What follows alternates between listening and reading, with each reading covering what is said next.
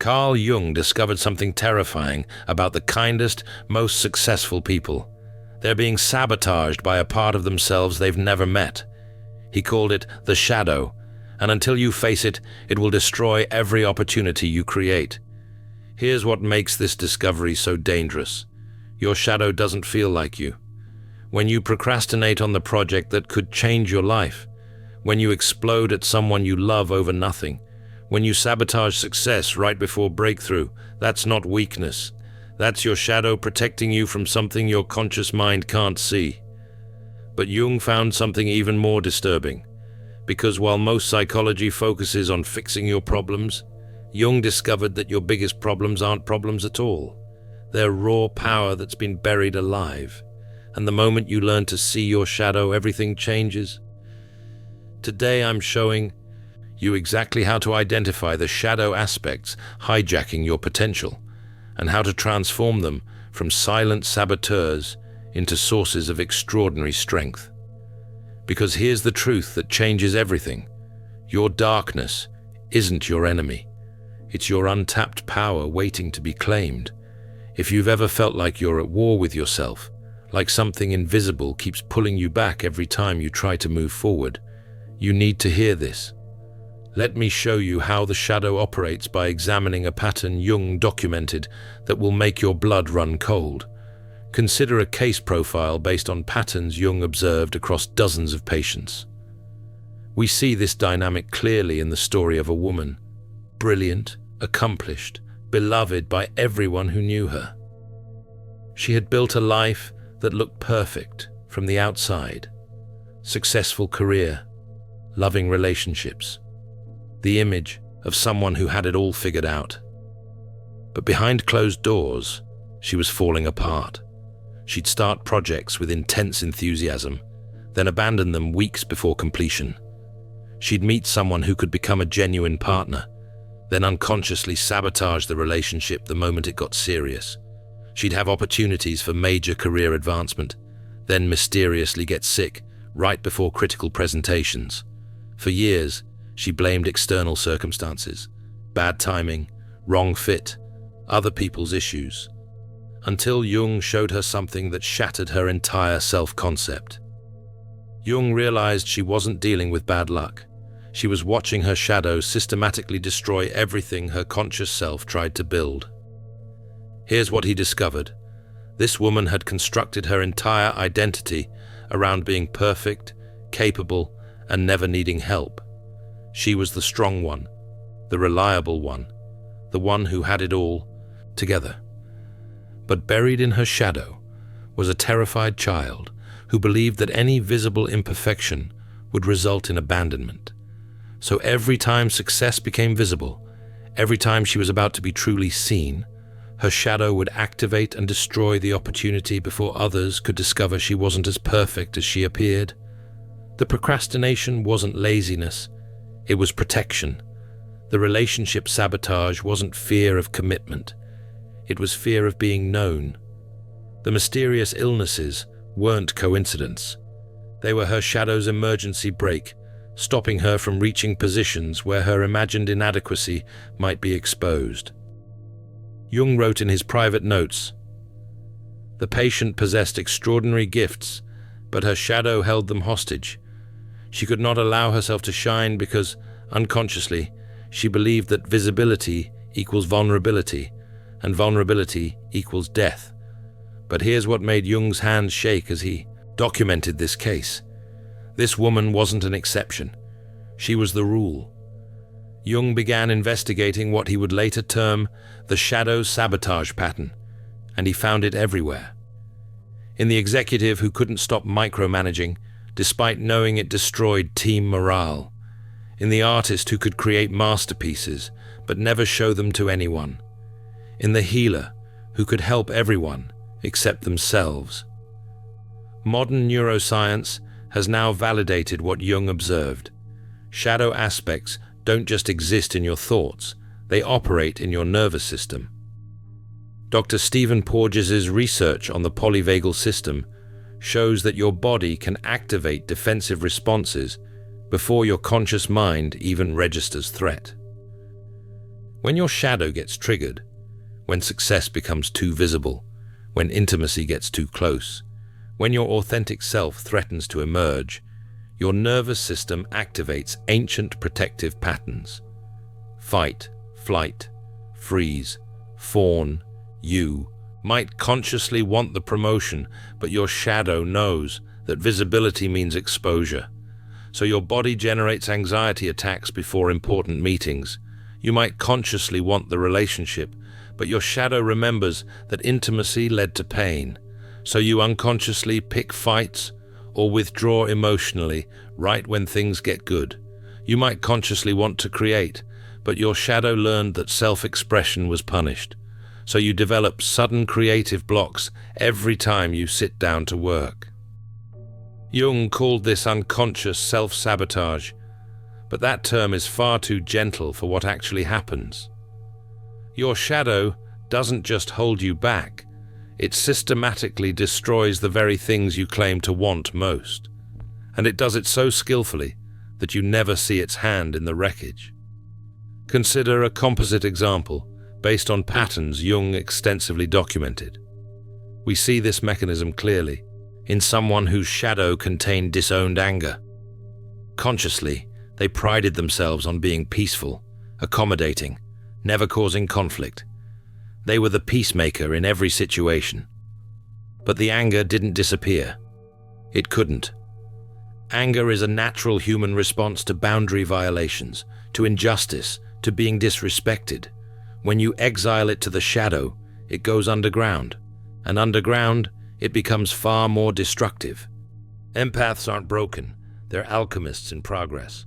The alchemist's path gives you drills, Jung-based boundaries, and 3 exclusive chapter videos to turn overwhelm into clarity. By Surreal Mind, 236-page downloadable ebook in stock. Begin now at thesurrealmind.com. The shadow anger leaked out through passive aggression. Forgetting to do things they promised. Chronic lateness that made others feel disrespected while they maintained innocence. Sudden coldness that punished people without explanation. Sarcastic comments disguised as jokes.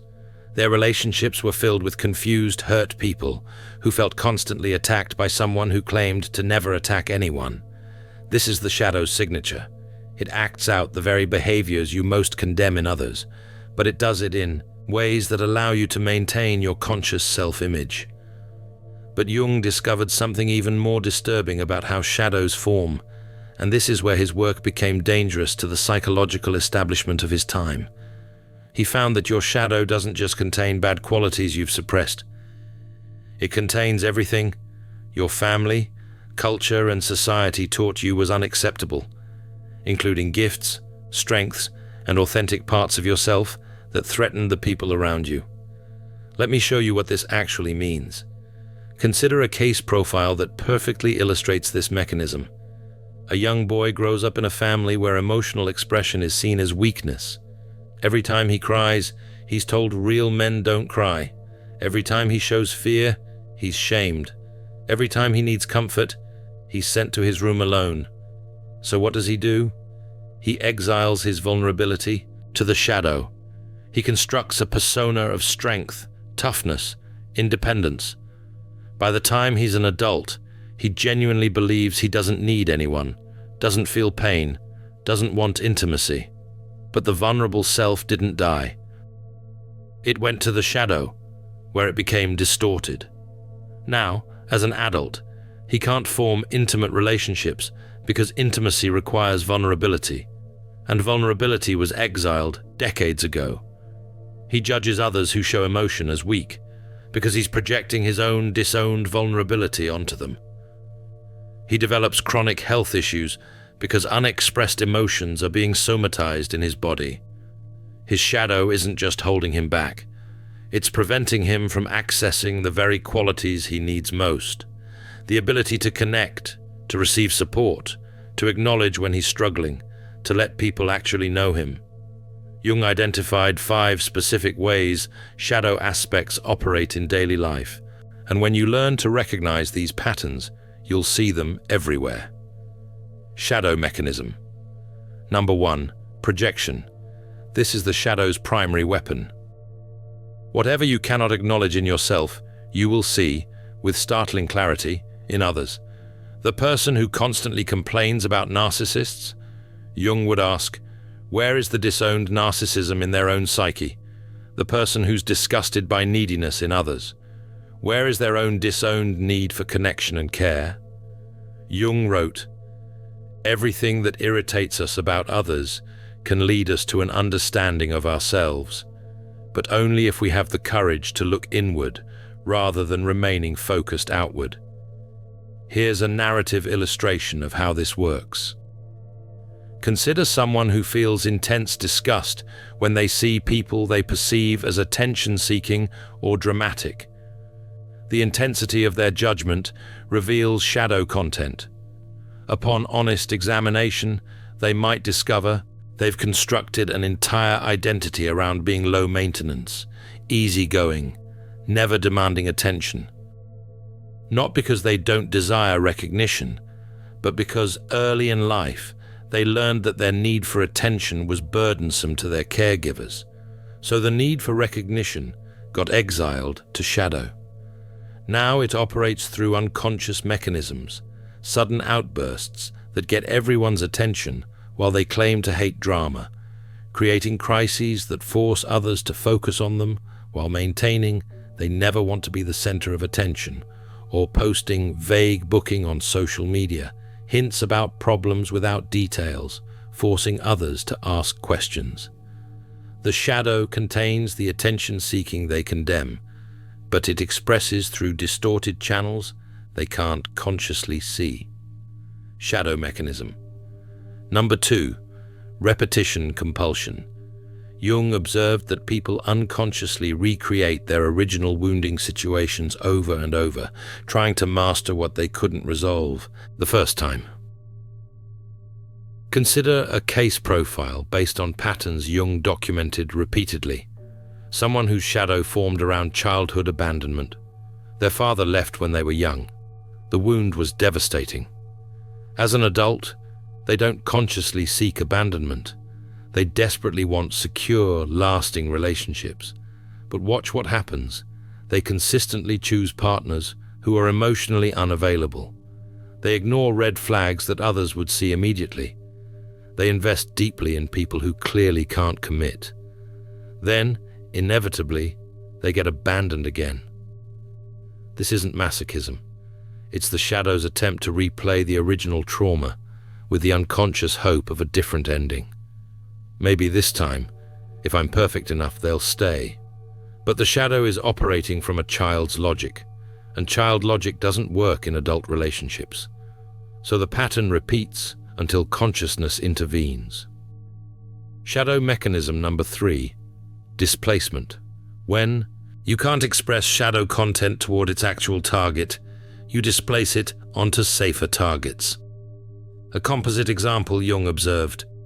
Someone raging at their spouse over minor issues, not because their spouse did anything truly wrong, but because their shadow contains unexpressed rage at their parents that feels too dangerous to acknowledge. Or someone being harshly critical of their children's perceived weakness, not because the children are actually weak, but because their shadow contains their own disowned vulnerability that they learned to despise. The shadow finds targets where expression feels safer, even though the real source remains unresolved. Shadow mechanism. Number 4, reaction formation. This is where the shadow gets truly sophisticated. You become the opposite of what you fear you are. Someone whose shadow contains selfishness becomes compulsively generous, giving until they're depleted, unable to say no, martyring themselves while building resentment. Someone whose shadow contains aggression becomes excessively peaceful, accommodating, conflict avoidant, unable to protect their boundaries, unconsciously allowing themselves to be exploited. The extreme conscious behavior reveals the shadow content being overcompensated for. Shadow mechanism number 5, somatization. Jung was ahead of his time in recognizing that shadow content doesn't just affect your psychology, it affects your body. When emotions get exiled to shadow and can't be expressed, they express through physical symptoms. The rage you won't acknowledge becomes chronic tension in your jaw and shoulders. The grief you won't feel becomes weight on your chest and difficulty breathing. The fear you won't admit becomes digestive issues and a nervous system stuck in hypervigilance. Modern psychosomatic research has validated Jung's observations. Your shadow doesn't just live in your mind. It lives in your tissues, your nervous system, your cellular memory. Now here's where this gets truly dangerous, and why Jung said that shadow work isn't optional for anyone who wants to live consciously. Because these 5 mechanisms don't operate in isolation. They create interconnected patterns that can trap you in psychological prisons for decades. Let me show you how this works. Consider a composite case profile that demonstrates how multiple shadow mechanisms create self-perpetuating cycles. We see this pattern in someone whose original wound was around being too much, too loud, too emotional, too intense for their family system. The child learned, "My authentic self is overwhelming to others. I must become small, quiet, contained to be acceptable." So the big self, the loud, passionate, uninhibited self, goes to shadow. Now watch the mechanisms compound. Projection kicks in. They become hypersensitive to people they perceive as attention-seeking or dominating conversations. They judge these people harshly, completely unconscious, that they're seeing their own exiled bigness. Reaction formation activates. They become excessively accommodating, always deferring to others, never taking up space. They pride themselves on being low maintenance and easy. But underneath, resentment builds because they're never getting their needs met. Displacement emerges. They can't express anger at the people who actually constrained them, their family, so they displace it onto safe targets, snapping at service workers, raging at political figures, picking fights with strangers online. Repetition compulsion operates. They consistently end up in relationships and work situations where they feel unseen, undervalued, and overlooked, unconsciously recreating the original dynamic of having to be small. Somatization manifests. The unexpressed bigness becomes chronic throat tension, words they won't say, digestive issues, emotions they can't digest, and a constant feeling of being choked or suffocated. And here's the truly disturbing part. They have no idea this is happening. From their conscious perspective, they're just unlucky in relationships, victimized by difficult people, plagued by mysterious health issues. They don't see the shadow orchestrating all of it.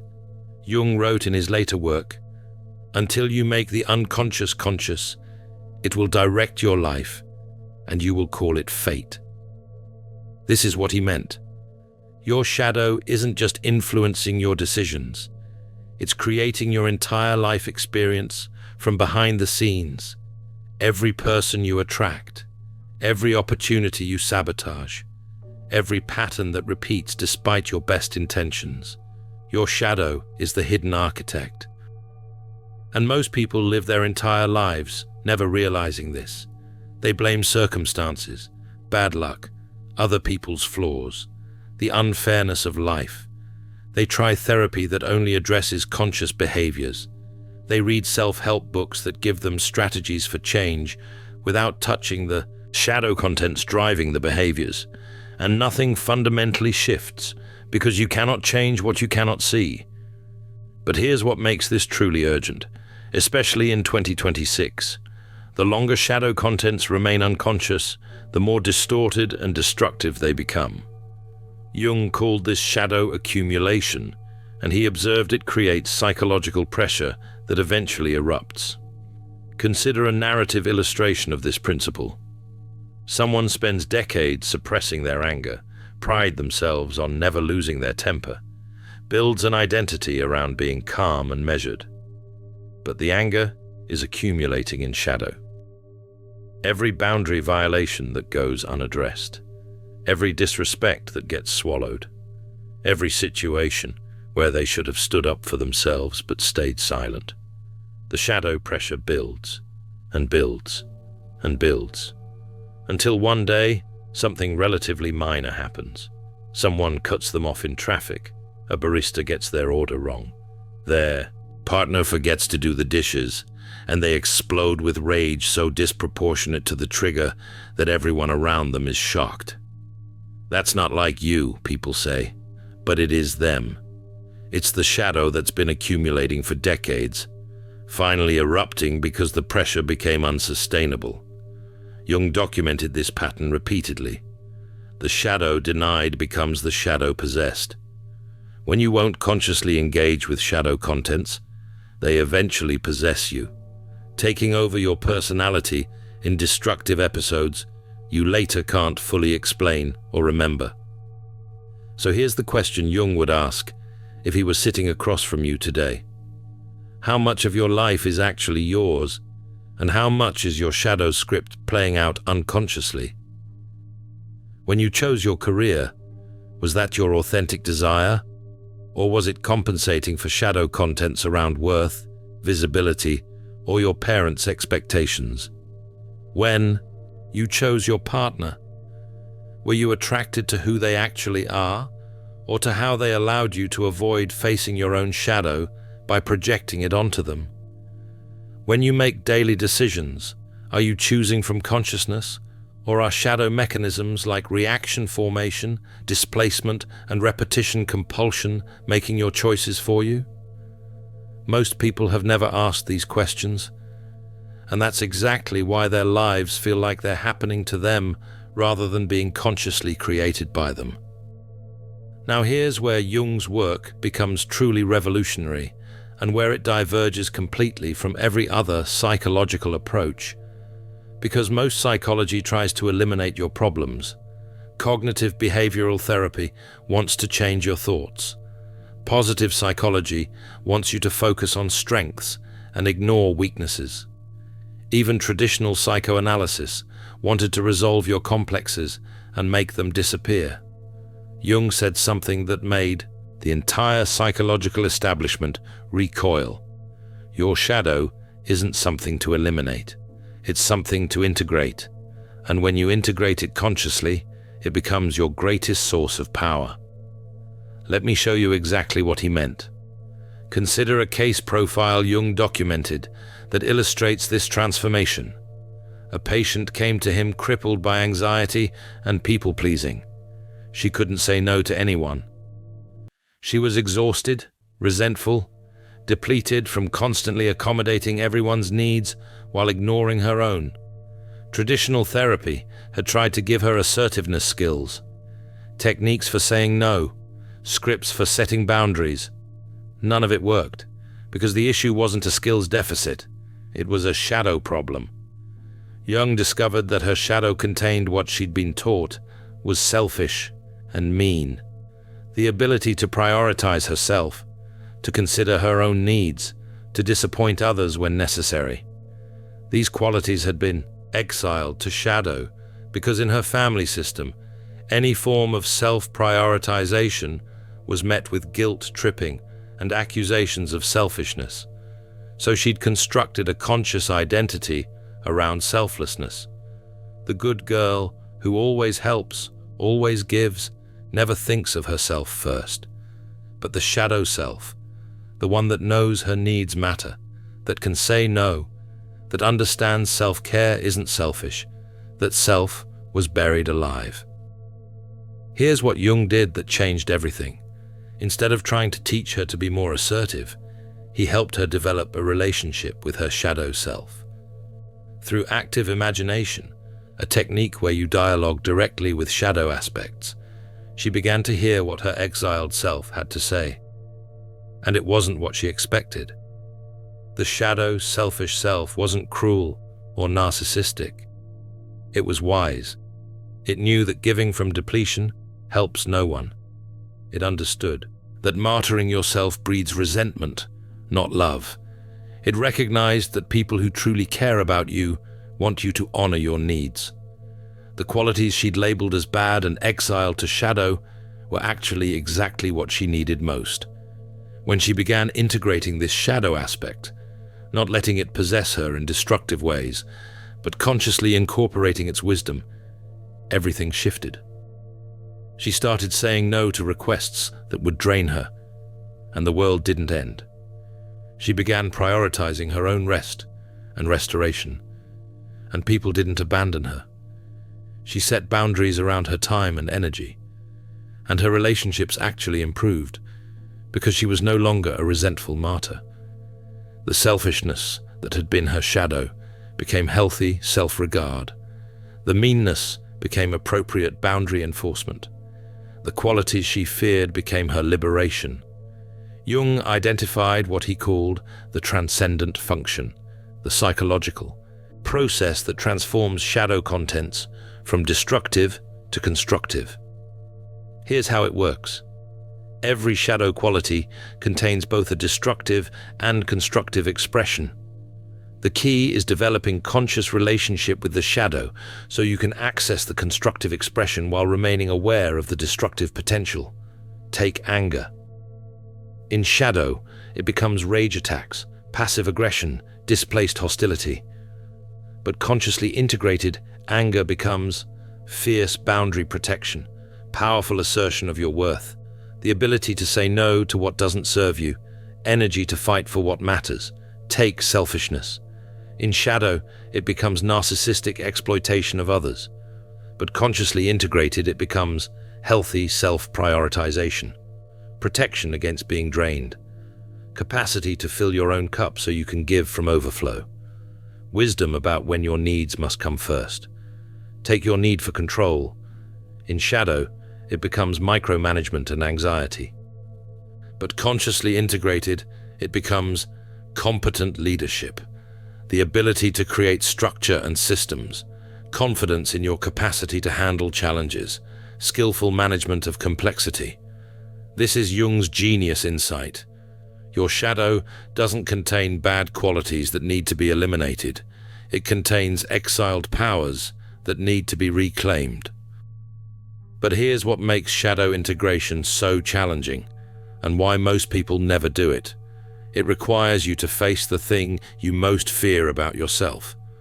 The people pleaser has to face that they're capable of disappointing others. The peaceful person has to acknowledge their capacity for aggression. The humble person has to own their ambition and desire for recognition. You have to look directly at what you've spent your life running from and say, yes, this is in me too.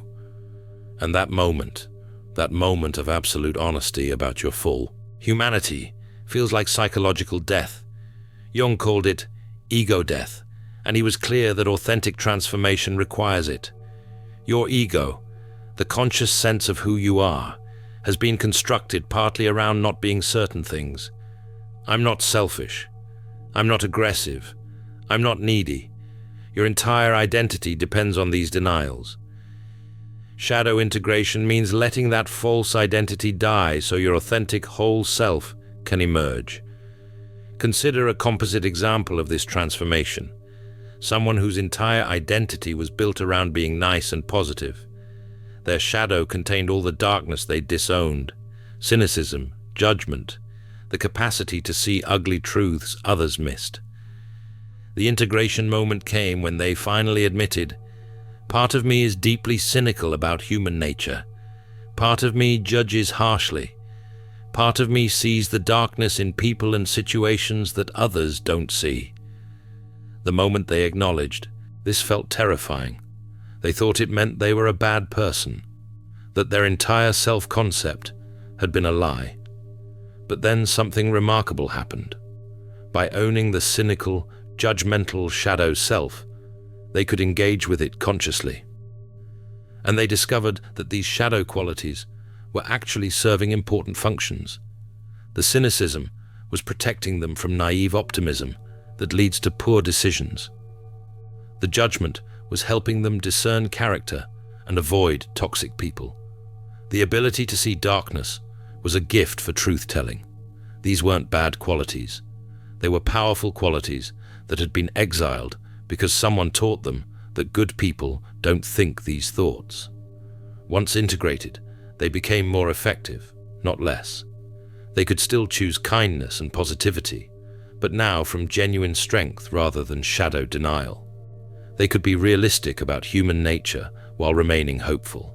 They could judge wisely while remaining compassionate. They became whole.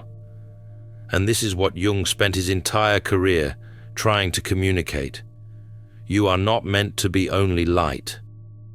You are not meant to transcend your humanity and become some sanitized spiritual being who never feels darkness.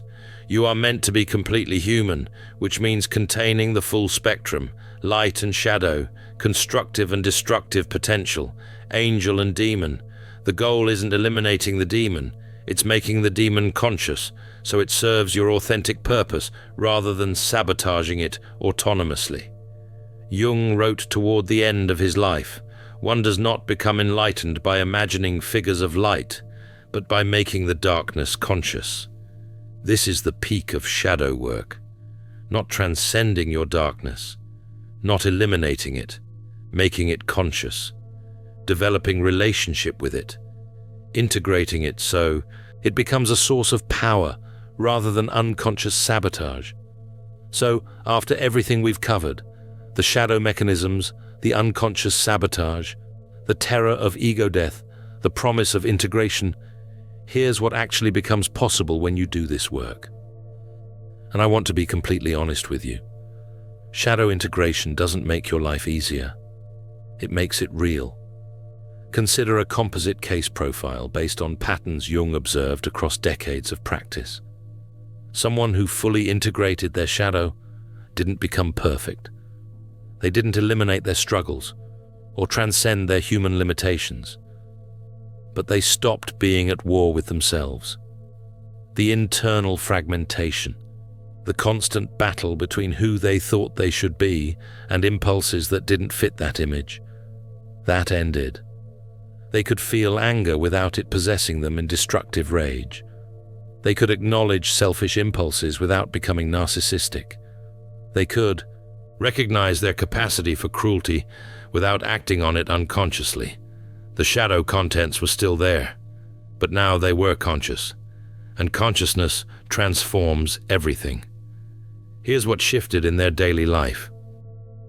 In relationships, they stopped attracting the same dysfunctional dynamics. Why? Because they were no longer projecting shadow contents onto others. They could see people as they actually were, rather than as repositories for their disowned aspects. When conflict arose, they could observe their shadow getting activated without acting from it unconsciously. I notice my shadow victim is being triggered right now. This person isn't actually attacking me. My shadow is interpreting their words through an old wound. That awareness alone changed how they responded. They could address actual issues rather than fighting shadow projections. In work, they stopped sabotaging themselves right before breakthrough. The shadow perfectionists that used procrastination to avoid visible imperfection, now they could have a conscious dialogue with it. I see you're panicking because this project isn't flawless. I understand you're trying to protect me from judgment. But I'm making a conscious choice to complete and share this work, even with its imperfections, because done is more valuable than perfect. The shadow didn't disappear, but it lost its power to make decisions without their awareness. In purpose, this is where shadow integration becomes most powerful. Their authentic purpose, the reason they're actually here, stopped being obscured by shadow dynamics. Because here's what Jung understood that most people miss. Your purpose isn't found in your conscious ego identity. It's found in your wholeness, including the shadow aspects that contain disowned gifts. The person who finally integrated their shadow ambition discovered they were meant to lead, to create large impact, to be visible. The conscious identity of humility had been blocking their authentic calling. The person who integrated their shadow darkness discovered they were meant to work with trauma, to help others face their shadows, to be a guide through psychological underworlds. The conscious identity of positivity had been preventing them from their real work. Your shadow doesn't just contain problems, It contains your destiny. And look, I need to be real with you about something Jung understood, but rarely said explicitly. Shadow work isn't for everyone. Not because everyone doesn't have shadows. Everyone does. But because it requires a level of honesty that most people aren't willing to bring. It's easier to stay unconscious, to blame circumstances, to see yourself as a victim of fate rather than an unconscious architect of your patterns. It's more comfortable to believe your problems are caused by external factors, bad luck, difficult people, unfair situations, than to face that your shadow has been orchestrating much of your suffering. Most people will read about shadow work, find it intellectually interesting, maybe journal about it a few times, then go right back to their unconscious patterns. Because facing your shadow means facing the ways you've been lying to yourself for years. But for those who are willing, for those who want truth more than comfort, consciousness more than consolation, shadow integration is the most powerful psychological work you can do, because it doesn't just change your thoughts or behaviors, it changes who you fundamentally are.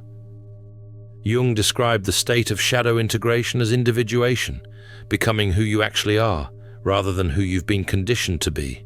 And people who reach this state describe it in strikingly similar ways. There's a solidity that wasn't there before, a groundedness that can't be shaken by external circumstances. They're no longer fragmented, part of them trying to appear one way, while shadow aspects act out contradictory patterns. There's an unshakable confidence that doesn't come from denying weakness, but from knowing yourself completely. When you've faced your own capacity for cruelty, manipulation, and selfishness, external judgment loses its power. What is there left to expose? You've already seen it all. There's a profound empathy that emerges, not despite seeing darkness, but because of it. When you've integrated your own shadow, you stop being shocked by human behavior. You recognize that everyone is fighting with their own disowned aspects. This creates genuine compassion, and there's an authenticity in how they move through the world. They're not performing, not hiding, not carefully curating an acceptable persona. They're simply being who they are, shadows and all. This doesn't make them perfect, it makes them whole, and wholeness is far more powerful than perfection. So let me ask you the question Jung would ask if he were here. Are you ready to meet your shadow? Not the sanitized version you've admitted to yourself, the real shadow, the parts of you that make you deeply uncomfortable, that contradict your self-image, that you've spent years denying. Because that's where your power is. It's not in becoming more of the light you already accept. It's in reclaiming the exiled aspects you've been running from. Your procrastination contains discipline waiting to be integrated. Your people-pleasing contains healthy selfishness that needs to emerge. Your cynicism contains truth-seeing that's a gift. Your anger contains boundary protection you desperately need. Whatever you judge most harshly in others, that's your shadow calling for integration. Whatever you most fear people discovering about you, that's shadow content that needs to be brought to consciousness. Whatever keeps sabotaging your best intentions, that's your shadow trying to protect you from something your conscious mind can't see. We've covered enormous psychological territory today, from understanding how shadow mechanisms operate to recognizing the transformation that becomes possible through conscious integration. But here's what matters most. Jung didn't develop these concepts as abstract theory. He developed them because he lived them. During what he called his confrontation with the unconscious from 1913 to 1919, Jung faced his own shadow with an intensity that nearly destroyed him. He documented the experience in the Red Book, images and dialogues with shadow aspects that terrified him. He emerged from that confrontation transformed, and he spent the rest of his life helping others make that same journey, not to transcendence, but to wholeness. Your shadow work starts today, not someday when you feel ready, not when life calms down, today, because every day you remain unconscious of your shadow, it's making decisions for you.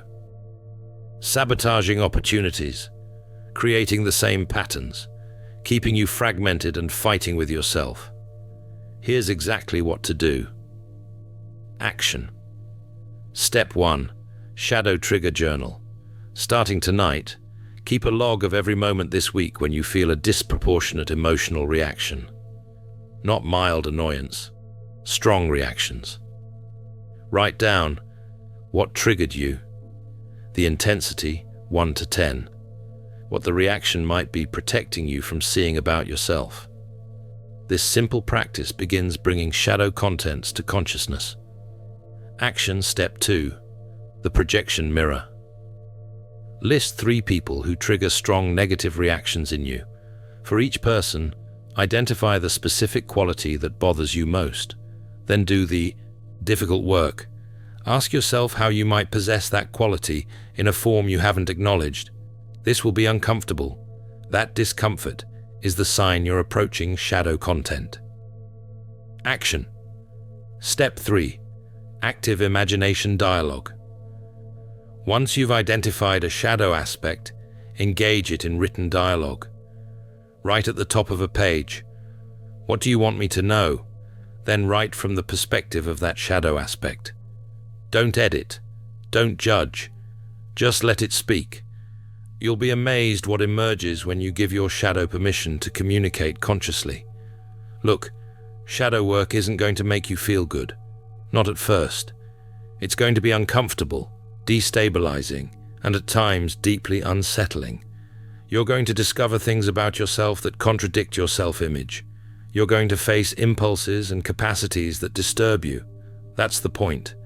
As Jung said, there is no coming to consciousness without pain, but on the other side of that pain is something extraordinary. Freedom from unconscious patterns, access to disowned power, and the unshakable confidence that comes from knowing yourself completely. Your higher self isn't waiting somewhere in the future, perfect and transcendent. Your higher self is here now, obscured by the shadow aspects you haven't integrated. The moment you turn toward those shadows with consciousness and courage, not to eliminate them, but to understand and integrate them, your authentic power begins to emerge, not as something new, as what you've always been beneath the layers of conditioning, denial, and protective personas. Jung wrote, "The privilege of a lifetime is to become who you truly are." That journey begins with your shadow, the parts you've exiled, the impulses you've denied, the capacities you've disowned. They're not your enemy. They're your untapped potential, and they're waiting for you to finally acknowledge them, engage with them, and integrate them into the wholeness you were always meant to embody. So here's my final question for you. Will you continue living at war with yourself, letting your shadow operate from the dark, wondering why the same patterns keep repeating despite your best efforts? Or will you do the courageous work of turning toward your darkness, bringing it into consciousness, and discovering the extraordinary power that's been buried there all along? Your shadow isn't your burden. It's your breakthrough waiting to happen. Start today. One honest observation at a time. One uncomfortable acknowledgement at a time. One brave dialogue with disowned parts of yourself at a time.